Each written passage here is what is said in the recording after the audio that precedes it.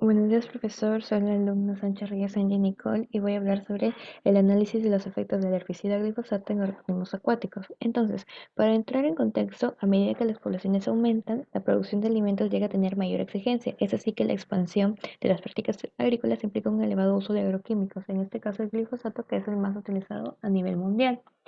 Como un principal antecedente, el primer estudio que advirtió un efecto en los animales se realizó en base a observación del anfibio Xenopus laevis en las aguas en las cuales eran vertidos los residuos de glifosato. Aquí se comprobó que el glifosato sí afecta a los animales. Para el marco teórico hemos decidido definir el glifosato, que es un ácido orgánico que está compuesto por glicina por una parte y un radical aminofosfato, y tiene como nombre químico sal isopropilamina de N-fosfonometilglicina. Después de todo lo explicado, hemos decidido tener como objetivo general elaborar un análisis sobre el efecto del xenobiótico glifosato en los organismos acuáticos.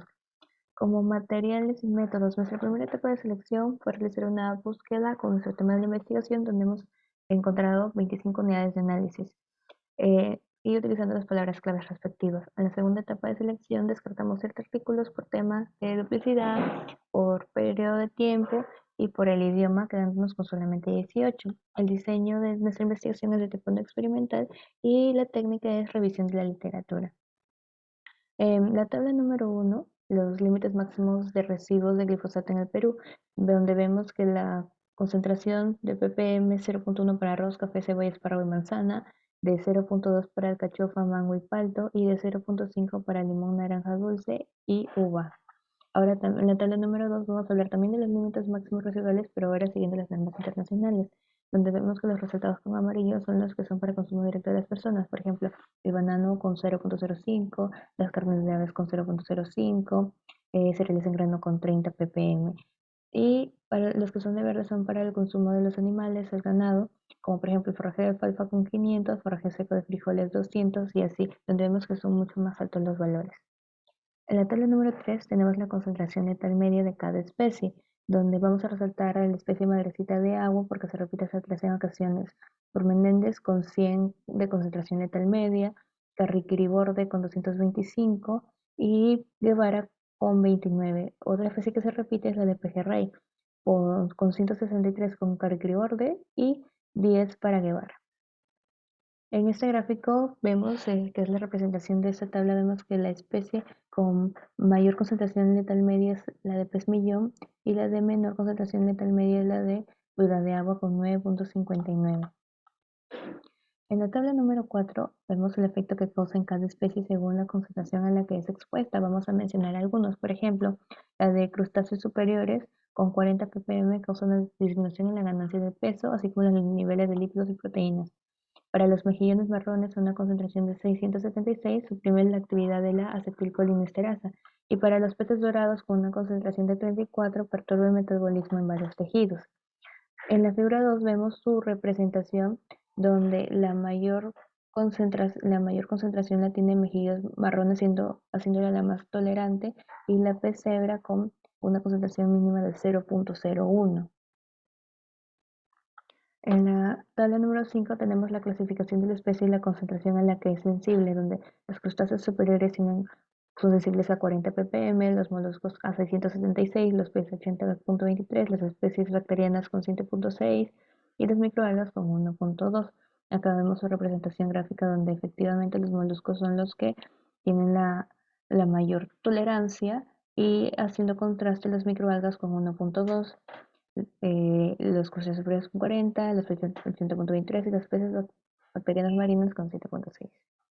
En las discusiones, en la tabla número 1 y número 2 se observan los límites máximos residuales del glifosato, donde a nivel nacional está en el rango de 0.1 y 0.5.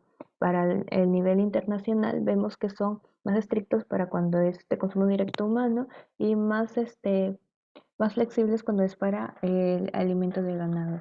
Para evaluación de la concentración letal media, veamos la tabla número 3 y la figura 1, donde la pulga de agua fue la más sensible por su concentración letal media a 9.59 ppm, que fue la más baja según Esposito y Moltedo. El pez millón fue la más alta con una concentración de 400, esto por Álvarez y otros en el 2012. Esta variación de concentración letal media se produce por procesos de detoxificación, edad, nutrición, calidad de agua, temperatura, entre otros. Para el efecto causado en las especies según la concentración, evaluamos la tabla número 4 y la figura número 2, donde el pez cebra a una concentración de 0.01 ppm afecta a sus neuronas motoras primarias, convirtiéndola en la menos tolerante por SAN y otros. La especie de pez más tolerante fue Alevinos del silúrido, con 360 ppm, donde le provocó alteraciones en su sistema inmune. Y la más tolerante en cuanto a todas las categorías fue la de mejillones marrones, son las que tienen la capacidad de adaptación más grande, con 676 ppm. Aquí a esta concentración se suprime la actividad de la acetilcolinesterasa por Sandirini y otros. Por último, la clasificación de la especie y la concentración en la que es sensible. Analizamos la tabla 5, la figura número 3, donde el filo molusca, según Sandirini, con 676 ppm son las más resistentes. Para los peces, en el caso de los peces sacó un promedio porque sus valores son muy diversos, donde se obtuvo un promedio de 80.23, concentración cercana a la encontrada por Stoyanova y Collen en la especie carpa común. Para los crustáceos, la concentración encontrada por Aviliano fue preocupante porque disminuye su peso y tamaño, siendo esto una especie de interés comercial. Y por último tenemos las microalgas, que fueron las más sensibles y afectadas por el glifosato, según Bricheus, a una concentración de 1.2. Las conclusiones, en todos los efectos han sido negativos en general. El nivel de daño se ha clasificado desde leve por disminución de ganancia de peso, el tamaño, intermedio que causó escoliosis, alteraciones histológicas, necróticas a nivel circulatorio, daños en las neuronas, etcétera. Y la más peligrosa fue la que causó la muerte. Ahora, las especies que afectadas fueron los moluscos, que fue la más tolerante, los crustáceos, eh, los peces que fueron las especies que más han estudiado en este caso, y las especies bacterianas marinas y microalgas. Gracias.